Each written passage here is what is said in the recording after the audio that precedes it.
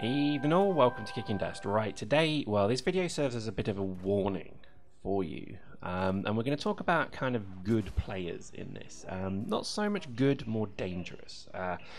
Good is a very difficult metric to judge, whereas dangerous is a bit easier to do. I mean, a good player could be somebody who's very kind and gives out ISK, to be honest. Or they could be somebody with a very high KD, but that could just be somebody who runs the tank in ambush completely all the time. So it's very difficult to judge exactly what good means. However, dangerous is a much more suitable metric. And so we're going to spotlight two of the most dangerous players in the game, and that's undisputable. So as Battle Cat appears, this shows you their kill counts as they go. You're going to see Battle Cat quite a lot as well. But really what we're doing here is showing you some kind of pistol footage. We actually decided to run pistols against a gang pretty much using full proto, and so on. So pretty much it became I die an awful lot in this, so don't expect to see eliteness for me. However, when we talk about players of Dust 514, as Battle Cat once again, Cool Cat appears, we always have this kind of issue there. Basically, it's very difficult to kind of say, well, who's better than who? And this is the whole thing of who, the whole good thing. The reality is that most people are, I would categorize as either dangerous or not so dangerous. And it really doesn't matter what equipment they use. It's kind of their credo. Do you know what I mean? It's not necessarily anything to do with their fits or anything like that, or even how they play the game. It's more a case of how aggressive and dangerous they are. And I think certainly there is a lot of people out there who have just run the same fit continually, regardless of whether or not it's been nerfed, buffed, or whatever, for a very long time indeed. We were looking at last night at the gangs, and still quite a lot of people using the old Devol assault rifle, which again is, I guess, kind of cool because we're sad to see that gun completely extinct. But and still these people seem very good with it. Whereas I think a lot of people now are, kind of moving their fits around generally, etc. And I think this really comes back to what we would class as dangerous. If somebody could take any suit and any gun and still be quite effective with it, I would call those people probably the most dangerous people in the game, and hence why we're spotlighting two today. Now, I'm not saying that these two are, formidable warriors who literally will look at you and kill you. Well, I am actually saying that because these guys are just better than you. They're better than me. They're better than pretty much everyone out there. Sure, their KD may be not, number one on the boards, but that just means how unemployed you are most of the time. I'm sorry to say, but literally your position on the kill board means either you're truanting from school, lol, or you don't work. I'm sorry to say that, but that's kind of the way it is. I would class this as how dangerous this is. These are the people you see in a match who will go, say, 30 kills and maybe a couple of deaths. Those are what I would call very dangerous players. And again, it does come to that if that player is just if it's a tanker who does that, but if you put them in a normal suit, they're crap. They're not dangerous. They're just almost what's the word? Situationally dangerous. I'm talking about the players who know every suit, can use every weapon, they know every tactic, they can pick up a remote explosive and get kills with it, as same as they can pick up a scrambler pistol or a scrambler rifle or a rail rifle, whatever it may be. These people can do it. Okay, these are people who are multifaceted in terms of their ability as well, in terms of vehicles. Okay, so these are people who can fly dropships relatively okay. These are people who can gun from a dropship quite exceptionally. These are people who can drive tanks. These are people who can drive LAVs and get kills. There aren't many of these people in the game. Okay, so it's very difficult to kind of catalogue these. I just call them a dangerous player. To me, a dangerous player has the ability to drive every vehicle and be proficient in it, as in they can do quite a good job with it, and use every gun and every suit. Okay, what is very interesting is that there's only a handful of these players in the game. Okay, and that is the fact. There are many, many, many more players in the game who are very good at this game with one suit, one gun, and one tactic. And they are what I would call situationally dangerous, okay? And to be quite honest with you, they're not particularly a threat when you marginalise their fit. So, for example, could you, let's say to you, Mr. Merc, who I'm talking through to your ears right now, could you get 10, 15 kills with a sniper rifle? Could you get 10, 15 kills with a laser rifle? Could you pick up a Flaylock and maybe get 5 kills? That's the question. That's the measure of how good a dust merc you are. It's not necessarily just a case of being good with an aim-assisted scrambler rifle or rail rifle. And I'm sorry to say that, but that's the case. And this is why, again, I'm very keen to kind of showcase, quite frankly, masters of the game. I've done this with Evo. Evo 7 is, in my opinion, the best dropship pilot in the game. I know the forums seem to have this kind of weird, delusional, continuating discussion about who actually is the best. Well, I've just told you it's Evo, okay? Sorry, Judge. YOLO swag. And basically, it's because Evo has got balls, and I mean that in a nice way. He really will throw a dropship away if he thinks he can get a kill from it. So not only is he technically skillfully good, he's also very, aggressive with the game. And that's kind of it. It's almost as if and Evo, again, is a master of the game, as Stefan the Almighty and as Shley Ashes are, because you can give them any gun, any suit, any vehicle, and they will get kills with it. Some more than others, but again, these are what I would call masters of the game. Now, there's probably a few people sit here watching this video right now feeling a little bit upset for these words.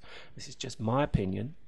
It happens to be the truth, but it's just my opinion as well, that you need to be able to pick up any gun and be able to be good with it, okay? And I do think that it's funny because a lot of the if my last video was all about entitlement, that was quite an interesting one, because some people will get, they'll get given, I don't know, a scrambler rifle, they'll run it with a good suit, a prototype suit, and they'll be very good with that gun. Or I've seen a lot of people with combat rifles lately do this, but they're running it with a prototype brick tanked suit with aim assist. Then yes, that's going to make you a good player. But could you get in a scout suit, a militia scout suit with a scrambler pistol using mouse and keyboard and still be good? If the answer is yes, then you're a master of this game. Could you pick up a tank, not using, again, just literally picking up a militia tank and get kills with it? It's all an interesting concept. To me, I think a lot of the time the game is really, I think it pushes this kind of multifunctional role. Because if a sniper comes in and is killing lots of your teammates, having the ability to bring a sniper in and kill them is important. Same with a railgun tank. If there's a railgun tanker there, if you've got the ability to call in a railgun tanker to kill him, then you're done. If they bring in a heavy suit with a logi chain, then you have the ability to bring in your own heavy suit with also your own logi chain. The Swiss Army knife fits and skill make you a dangerous player. I know this is going to cause a bit of drama, but I wanted to talk about this because I think there's too many people who just run the same Caldari Assault, proto suit, and they used to run the Devol, and now they're running the combat rifle or something like that, and that's it. That's all they run in every match, and there's nothing wrong with that. But that doesn't make you a very good player. It makes you a statistically capable player, because again, you've got all the best gear and all the best equipment plus aim assist.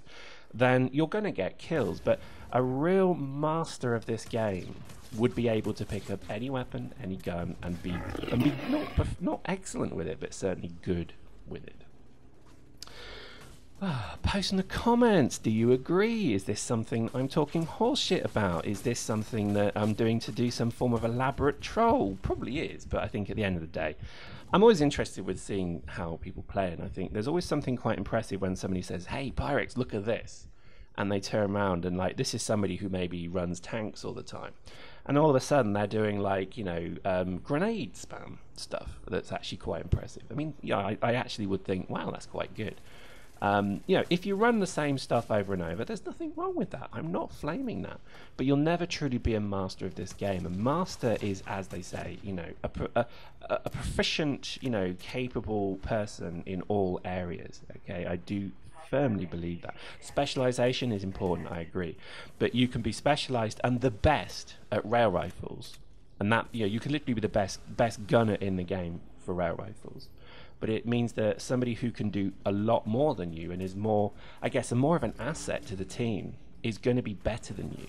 Okay, so again, it doesn't matter what your KD is. It doesn't matter I don't know how many kills you've got, because at the end of the day, you're a liability to the team unless that team's map situation is of benefit to your fit.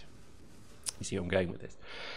again, it's no troll. I think it's a fascinating thing where I generally like to play with people who can sort of say, oh, they've called a tank in, right, let's call our tanks in. Oh, right, they've called dropship in, right, let's get a dropship in, let's go deal with it. I can't stand when I'm in a gang where nobody can fly a dropship or only I can do it.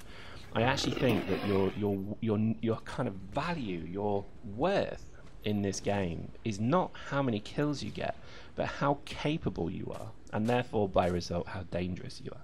So this is it. I'm gonna draw in a new metric now that we're gonna decide on our own because hey, you know, lol CCP, and this is going to be literally your dangerous measure.